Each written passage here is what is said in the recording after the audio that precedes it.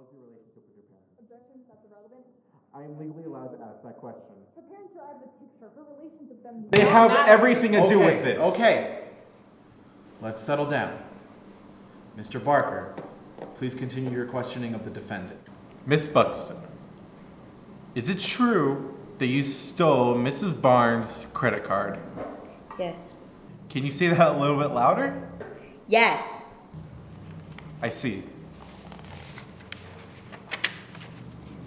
And is it true that you proceeded to purchase $500 worth of items? Yes. There you have it, Your Honor. We all heard her confession. I suggest a $900 payment to my client and 6 months jail time. Objection. Sustained. Mr. Barker, while the client did confess, the punishment you're requesting is unreasonably high. Miss Poole, you may question your client. Miss Buxton, what encouraged you to steal Mrs. Barnes' credit card? I couldn't afford to buy what I needed. When you stole Mrs. Barnes' credit card, it's reported you bought feminine hygiene products, toiletries, and a guitar.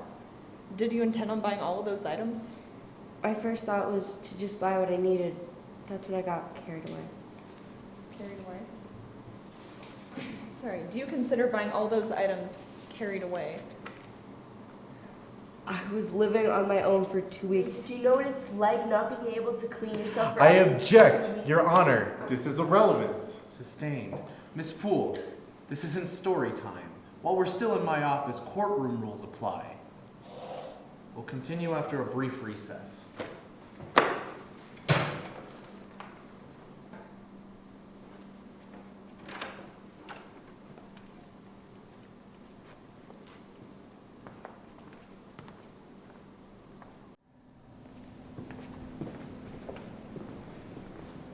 Prepared to lose again, Teresa? You sound like a broken record, Ellen. You've been doing this since law school.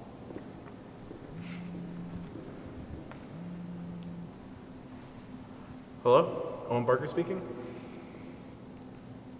Oh, hi, Mrs. Barnes. Yeah, we're in the middle of recess right now.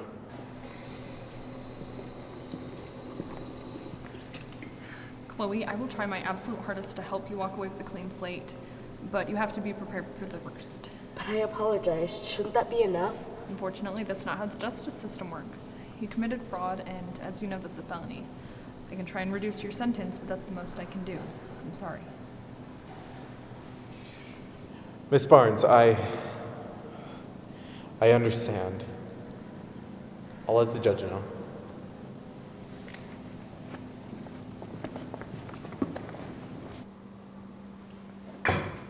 Okay. The case is now back in session. Miss Poole, you may continue your questioning.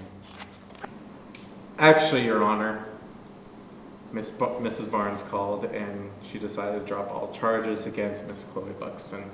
Well, if those are Mrs. Barnes' wishes, then the case is dismissed.